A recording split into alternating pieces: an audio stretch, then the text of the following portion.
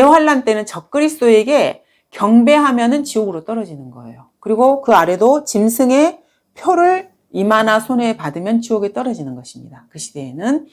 그래서 적그리스도의 형상에 경배하면 안 되는 거예요. 이게 지금 단순한 경배가 아니고요.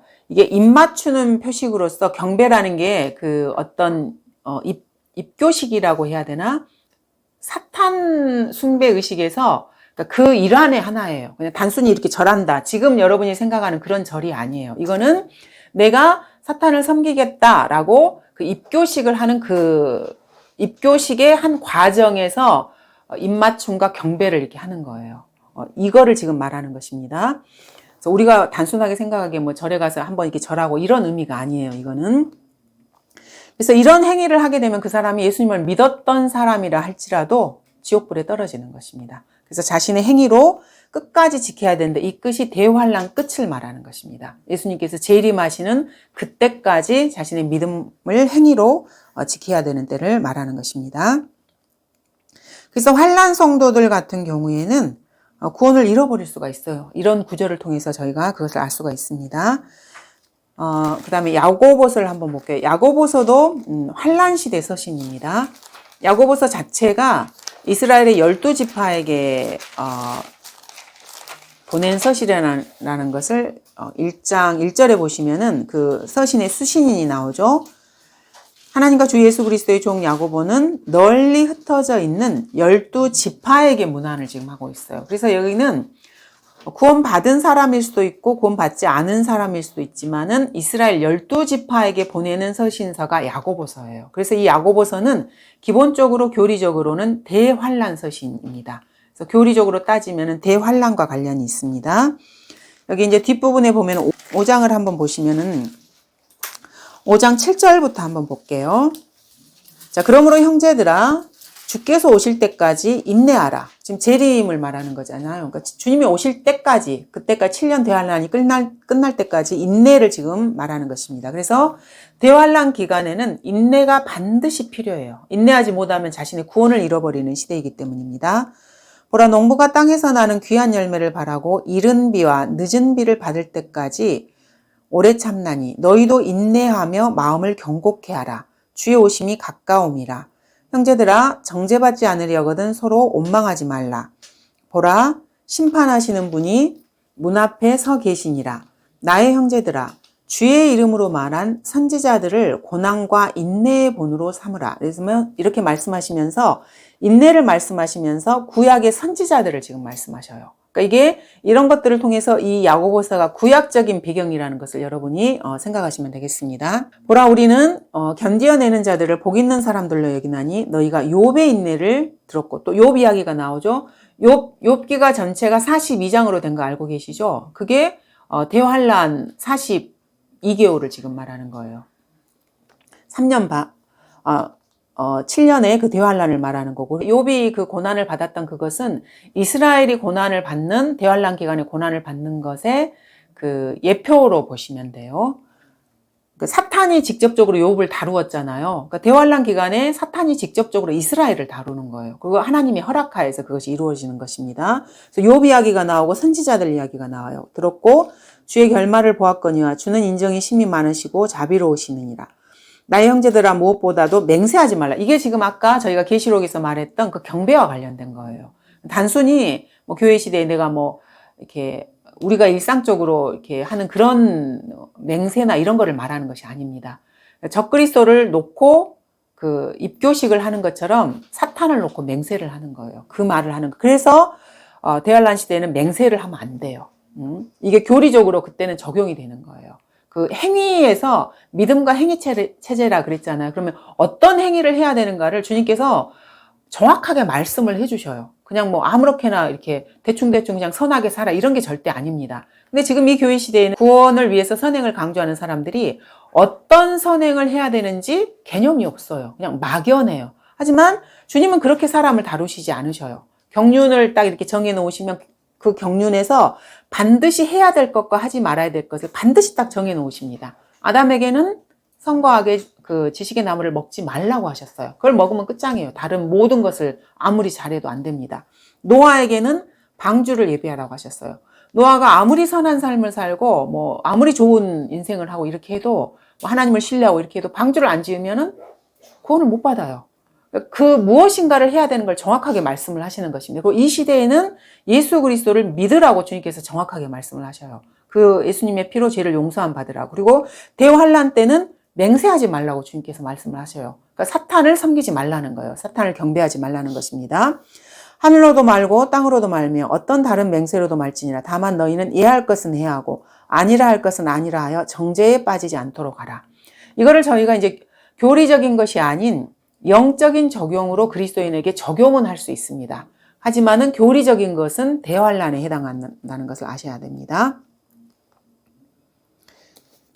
그래서 저희가 그 환란 서신을 이 교회 시대의 성도들이 읽기에 좋은 게 뭐냐면은요. 자기가 행위로 주님을 섬길 수 있는 그 열성을 환란 서신을 보면은 갖게 돼요. 왜냐하면 행위에 관련된 이야기가 되게 많이 나오기 때문에. 그리고 이 교회 시대에도 인내가 필요해요, 저희가. 왜냐하면 저희도 끝까지 이 경주를 완주를 해야 되거든요. 대환란 시대만 그런 게 아니고 우리도 중간에 우리가 이거를 포기를 하고 그냥 세상으로 가버리거나 하면은 구원은 잃지 않지만 구원 외에 모든 걸 싹 다 잃어버립니다. 그래서 구원과 관련해서는 대환란과 다르지만 나머지는 다 똑같아요. 자기가 중간에 이렇게 포기하고 세상으로 가버리면은 모든 게 다 끝나버려요. 구원 외에는 더 이상 건질 게 아무것도 없는 것입니다. 그래서 이런 환란 시대 서신들은 저희에게도 영적으로 많은 교훈이 되는 부분입니다. 그래서 선지자들이 나오고 욥이 나오고 맹세하지 말라는 것이 나오고 그리고 서신이 이스라엘의 12지파에게 가고 그래서 이런 것들을 봤을 때 이 야고보서 역시 대환란 서신이고 교리적으로는 대환란에 해당된다는 것을 알 수 있습니다. 그리고 뒤쪽에 보면은 또 엘리야 이야기도 나와요. 17절에 보시면은 엘리야는 우리와 같은 성정에 속한 사람이지만 그래서 환란 송도의 모형으로서 지금 엘리야를 제시하고 있는 것입니다. 비가 오지 않기를 간절히 기도하였더니 3년 6개월이나 땅에 비가 오지 않았고 구약 시대에도 여기 지금 3년 6개월이 그 대환란 후반에 3년 6개월을 지금 예표하고 있는 것입니다. 그래서 그때도 가뭄이 들었잖아요. 그럼 대환란 이때도 비가 아예 안 와요. 그래서 간절하게 사람들이 비를 기다리는 것이고 재림 직전에 비가 내리는 것입니다. 그래서 이른 비와 늦은 비 이야기를 여러분이 많이 들어보셨을 거예요. 실제로 비가 내리는 거예요. 실제 비입니다. 근데 이제 뭐 오순절파나 은사주의에서는 이거를 지금 뭐 성령의 비라 그래가지고 뭐 자기들이 방언을 하고 이러면 그거를 이른 비, 늦은 비 이렇게 생각을 해요. 근데 그렇지 않아요. 교리적으로 이건 정확하게 대환란 끝에 실제로 비가 이 가뭄이 있었기 때문에 실제 비가 내리는 것을 이야기를 하고 있는 것입니다. 3년 6개월이나 땅에 비가 오지 않았고 다시 기도하였더니 하늘이 비를 내려 땅이 열매를 내렸느니라. 이렇게 지금 말씀하시면서 엘리야 이야기를 하고 계세요. 그래서 이 야고보서 전체가 구약적인 배경을 지금 말씀하고 있다는 것을 이런 것들을 통해서 저희가 알 수 있습니다. 그래서 대환란은 주 예수 그리스도께서 만왕의 왕, 만주의 주로 재림하시면 그때 끝이 나게 되는 것입니다. 그럼 주님이 오시고 난 다음에는 이제 이 환란 시대의 경륜이 끝나고 이스라엘이 이 용광로 속에서 이제 찌꺼기들이 제거되고 회복이 되는 거예요. 그러면 주님께서 이스라엘과 새로운 언약을 다시 체결하시게 되는 것입니다. 이제 대환란으로 들어가기 전에요. 이게 바로 이제 9번째 경륜인 이스라엘 집과 유다 집과 맺으시는 새 언약의 경륜입니다. 자, 우리가 교회가 하나님과 맺은 언약도 새 언약이에요. 근데 이스라엘과 맺은 언약도 새 언약이거든요. 그러니까 한국어로는 이름이 똑같아요. 근데 영어로는 이게 영어가 좀 달라요. 우리에게 맺은 언약은 뉴 테스트먼트, 새 언약이에요. 근데 유대인과 맺은 것은 뉴 카비넌트라는 영어 단어가 달라요. 그래서 이거는 뉴 카비넌트입니다. 그래서 한글로 똑같이 새 언약이어서 이거를 더 이렇게 조금 혼동할 수가 있는데 지금 언약과 관련된 내용이기 때문에 우리나라 말로 새 언약으로밖에 이거는 번역을 할 수가 없어요. 다르게 하면 안 돼요. 그러면 이게 지금 이 경륜과 관련된 이야기가 지금 이게 안 되기 때문에 이제 영어에서는 이게 지금 카미던트라는 것을 여러분이 아시면 됩니다. 그래서 이거는 왕국 시대의 경륜이 이제 새로 시작되는 것입니다. 그러니까 예수님께서 초림 당시에도 왕국 복음을 전파하셨잖아요. 그때 했던 그 경륜하고 같은 경륜인 거예요. 이게 지금. 자, 이거는 뉴 카비넌트이고 에레미야 31장에 이 경륜과 관련된 내용이 나옵니다. 자, 에레미야 31장 31절부터 37절까지입니다. 자, 그래서 이거는 지금 이 시대에, 교회 시대에 보면 당연히 미래에 지금 해당되는 언약입니다. 미래에 맺어질 언약이고요. 그러니까 예언인 거죠. 지금 요 시대에서 이제 봤을 때는. 31절부터 보시면은, 자, 주가 말하노라, 보라, 그 날들이 오면 내가 이스라엘 집과 유다 집과 더불어 새 언약을 맺으리니. 이게 지금 교회 시대에 우리가 맺은 뉴 테스트먼트가 아닙니다. 그래서 이제 7년 대환란이 끝나면 주님께서 새로운 언약을 이스라엘과 맺으시는 거예요. 그 이전에 뭐 아브라함과 맺으신 언약, 다윗과 맺은 거, 팔레스타인 맺은 여러 가지 언약들이 있었잖아요. 그러니까 그것과 다른 새로운 언약을 이제 이스라엘과 맺으시는 것입니다. 주가 말하노라, 내가 이집트 땅에서 손으로 그들을 인도하였던 그 날에 그들의 조상들과 맺은 언약에 따른 것이 아니니, 그게 아니에요. 옛날에 맺었던 그런 것과는 완전히 다른 새로운 언약을 맺으시는 것입니다. 비록 내가 그들에게 남편이었지만 그들이 나의 언약을 파괴하였도다. 그래서 옛날에 모세의 언약이나 이런 팔레스타인 언약, 이런 언약을 맺었을 때 이스라엘이 일방적으로 파기를 시킨 거예요. 이 율법이나 이런 걸 지키지 않고, 그래서 하나님을 이스라엘이 버려버렸어. 그래서 나의 언약이라고 한 이 언약을 이스라엘이 파기해버린 것입니다. 주가 말하노라, 그러나 이것이 내가 이스라엘 집과 더불어 맺을 언약이 되리니 그 날들 이후로 나는 내 법을 그들 속에 두며 그들의 마음 속에 기록하여 나는 그들의 하나님이 되고 그들은 나의 백성이 되리라. 자, 이 새로운 언약에 있어서는 하나님께서 이스라엘 백성 마음에 그것을 새겨주시는 거예요. 그러니까 마음을 새롭게 하는 것입니다.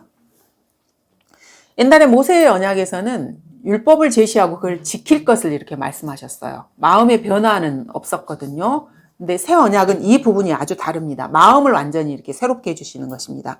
그러면 그러니까 마음을 이렇게 하나님께서 새롭게 해주시면 그들은 각기 자기 이웃과 각기 자기 형제에게 말하기를 주를 알라고 더 이상 가르치지 아니하리니. 그래서 이 언약하에서는 더 이상 주님을 가르치지 않아요. 왜냐하면 다 알기 때문에. 그리고 예수님께서 실제로 눈에 보이는 천년 통치를 하시기 때문에 막 예수님 믿으라고 할 필요도 없고요. 막 쫓아다니면서 성경 공부하자고 할 필요도 없어요. 더 이상 그렇게 하면 안 돼요. 그 시대에는. 그 시대에는 그렇게 하면 그 사람이 거짓 선지자가 되어서 죽어야 돼요. 그 사람이 죽게 되는 것입니다. 즉 그들 가운데 작은 자로부터 큰 자에 이르기까지 나를 알게 될 것이기 때문에 모든 사람이 다 알게 돼요. 눈으로 예수님을 보는 시대이기 때문에 내가 그들의 죄악을 용서할 것이며 그들의 죄를 더 이상 기억하지 아니할 것임이라 주가 말하노라. 그 다음에 35절 보시면 주가 이같이 말하노라. 그가 태양을 낮의 빛으로 주고 달과 별의 별직들을 밤의 빛으로 주었으며 파도가 소리칠 때 그 바다를 나누었도다. 만군의 주가 그의 이름이라. 주가 말하노라. 만일 그러한 법칙들이 내 앞을 떠난다면, 그러니까 이제 그 우주를 관장하시는 그 법칙이 없어진다면, 지금 이 말씀입니다. 떠난다면 그때는 이스라엘의 씨도 내 앞에서 민족이 되는 것에서 영원히 끊어지리라. 그러니까 어떻다는 말입니까? 우주가 있는 한 이스라엘과 맺은 이 언약이 결코 파기되지 않는다는 거예요. 그러니까 그 전에는 이스라엘이 파기가 가능한 언약이었어요. 왜냐하면 자기가 안 지키면은 이 언약이 파기가 되는 거거든요. 근데 이 천년왕국에서 맺게 되는, 이스라엘과 맺게 되는 이것은 마음을 완전히 바꿔버리는 변화이기 때문에 이게 파기가 불가능한 언약인 것입니다. 그래서 그 전에는 조건적인 언약이었어요. 이거를 지키면은 복을 받고 지키지 않으면 저주를 받는 이런 조건부적인 언약이었다면은 천년왕국에서 맺는 이스라엘과 언약은 무조건적인 언약이에요. 그러니까 마치 우리 그리스도인들과 맺는 언약과 약간 비슷해요. 무조건적이어서 파기가 불가능하고요. 그 사람들의 마음을 완전히 변화시키는 그런 언약인 것입니다. 그래서 이 언약이, 그래서 이스라엘이 이제 그 천년왕국에서 구원을 받게 되면 이게 영원 시대까지 이어지는 거예요. 중간중간에 또 배교를 하고 하면 이게 어떻게 되겠어요? 그러면 새로운 뭔가가 또 있어야 되잖아요. 근데 그렇지 않다는 것입니다. 이 한 번 천년왕국에서 이거를 맺으면은 이게 영원 시대까지 계속해서 이어진다는 것입니다. 37절 보시면은 주가 이같이 말하노라. 만일 위로 하늘을 측량할 수 있고 아래로 땅의 기초를 탐지할 수 있다면 나도 이스라엘이 행한 모든 일로 인하여 그들의 씨 모두를 버리리라. 주가 말하노라. 자, 하늘을 측량하고 땅의 기초들을 탐지할 수가 없습니다. 왜냐하면 우주가 계속해서 우주의 그 자체 깊이나 높이를 측량할 수가 없어요, 이거를. 그리고 새 하늘과 새 땅이 되었을 때는 또 이게 계속해서 인류가 계속해서 번성을 하잖아요. 우주를 채워가잖아요. 이게 영혼까지 이어지는 거거든요. 언젠가는 수십억 년이 흐르면 우주가 가득 차요. 그럼 그때는 끝나는 것인가요? 그렇지 않아요. 그 말은 무슨 말이냐면은 이게 계속 커진다는 말이에요. 그 길이와 높이와 이런 게. 그래서 영원까지 이어지는 거거든요. 그래서 측량이 불가해요. 그래서 측량할 수 있다면은 이게 파기된다. 지금 이렇게 주님께서 말씀하고 계십니다. 그래서 이스라엘과 이 왕국 시대에 맺으시는 새 언약은 결코 파기되지 않는다는 것을 말씀하고 계시는 것입니다. 그래서 이스라엘과 유다 집과 맺은 이 새 언약은 다시 이제 정리를 해보시면은 미래, 지금 이 시대에 보면 미래에 맺을 언약이고요. 이스라엘 집과 유다 집과 맺는, 즉 유대인과 맺는 언약이고요.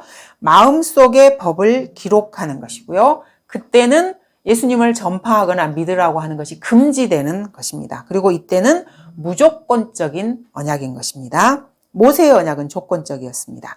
그래서 이 무조건적인 언약이 히브리서에서도 이것이 지금 나와 있습니다.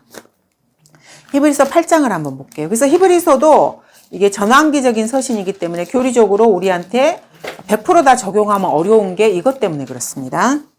히브리서 8장 7절부터 13절인데 요거는 우리하고 맺으신 뉴 테스트먼트가 아니고요. 이스라엘 백성과 맺으시는 뉴 카비넌트의 언약입니다. 8장 7절부터 13절을 보도록 하겠습니다. 만일 그 첫 번째 언약이 흠이 없었더라면 두 번째 것이 요구될 여지가 없었으리라. 첫 번째 언약이 지금 구약을 말하는 것입니다. 모세의 언약과 팔레스타인 언약. 내가 이스라엘 집과 유다의 집과 더불어 새 언약을 맺으리라서 여기서도 분명하게 누구와 언약을 맺는지 대상을 정확하게 주님께서 말씀하고 계세요. 이스라엘 집과 유다 집. 근데 사람들이 성경을 보면 이런 걸 안 봐요. 참 희한하죠? 누구와 언약을 맺고 이런 걸 전혀 생각하지 않고 그냥 언약을 맺었고 그걸 자기한테 적용을 해요. 뜬금없이. 참 희한해요, 사람들이. 그 다음에 9절에 보시면 그것은 내가 그들의 조상의 손을 잡아 이집트 땅에서 인도하던 내던 날에 그들과 세운 언약과 같지 아니하니. 아까 우리가 에레미야서에서 읽었던 것과 같은 내용입니다. 옛날의 구약과 다르다는 것입니다. 이는 그들이 내 언약 속에 머물러 있지 아니하므로 내가 그들을 돌아보지 아니하였습니다. 그러니까 이스라엘이 율법을 지키지 않았기 때문에 그 언약에 따라서 하나님께서 이스라엘을 버리신 것입니다. 하지만 이 새로운 언약은 그렇지 않다는 거예요. 주가 말하노라.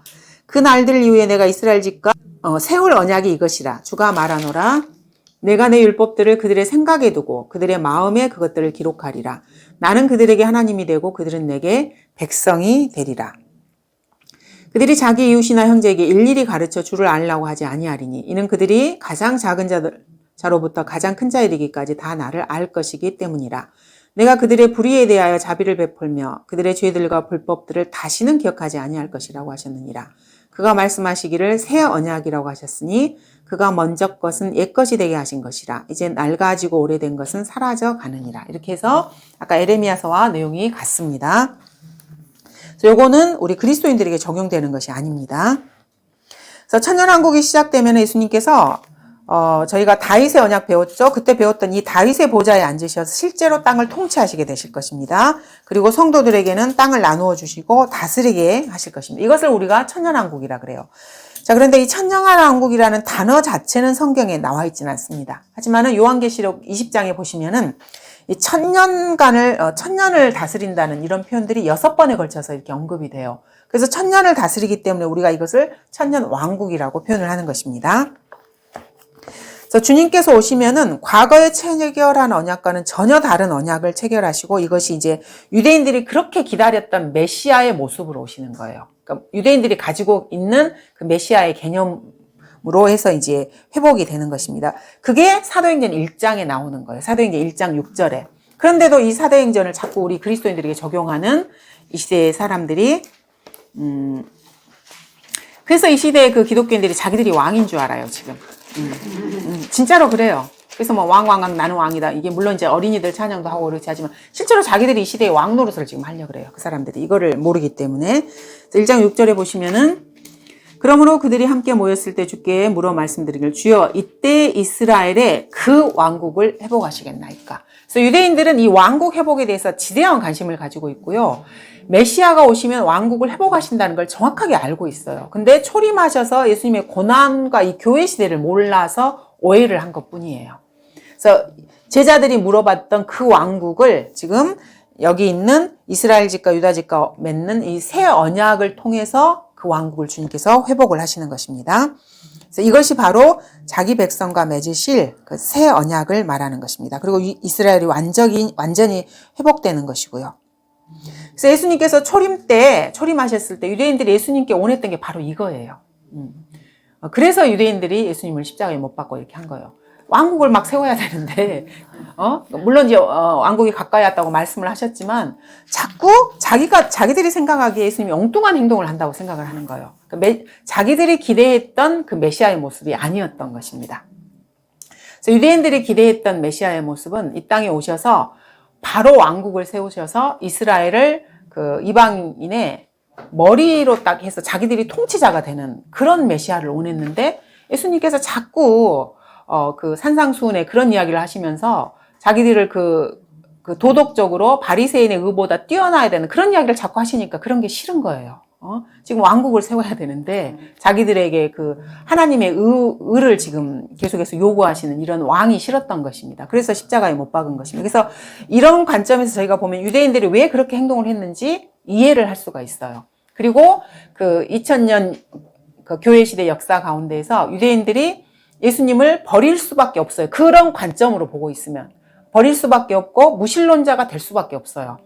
교회 시대가 이렇게 됐는데 예수 그리스도를 믿지 않는 상태에서 계속해서 성경을 보면서 하나님께서 자기들에게 주신 그 약속을 계속해서 붙들고 있다고 한번 생각을 해보세요. 시편이나 이런 거를 보면서.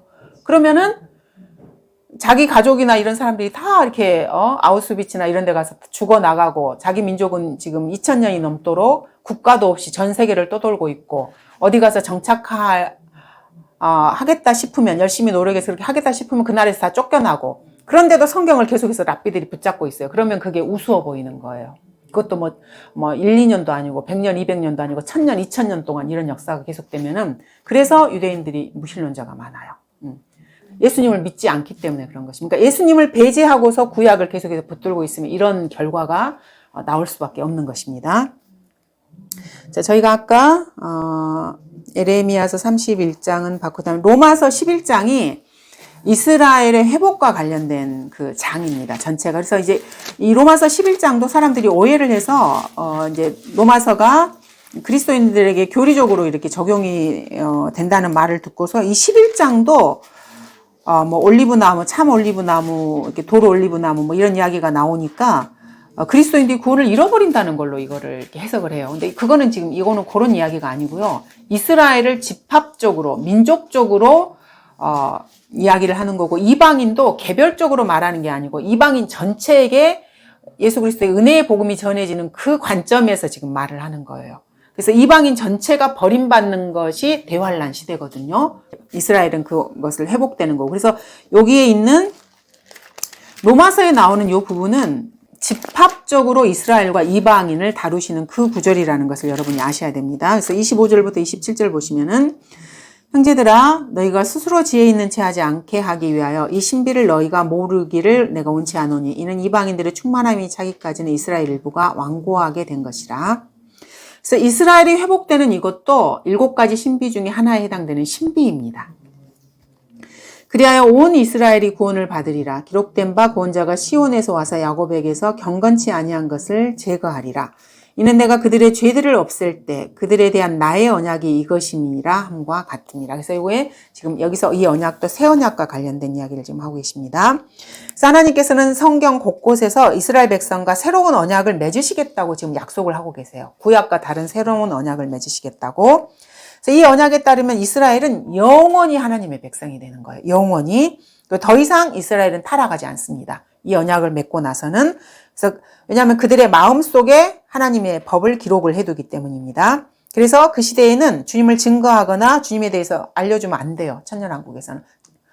사람들이 자기 마음속으로 다 알기 때문에. 그래서 예수 그리스도께서 재림하셔서 보좌에서 앉아 계시는 것입니다. 그래서 더 이상 주님을 믿으라고 하면은 하지 않아도 되는 것입니다. 그럼 이제 이 천년왕국의 특징을 한번 살펴보고 싶은데 시간이 다 됐네요. 그러면 그거는 다음 시간에 한번 보도록 하겠습니다.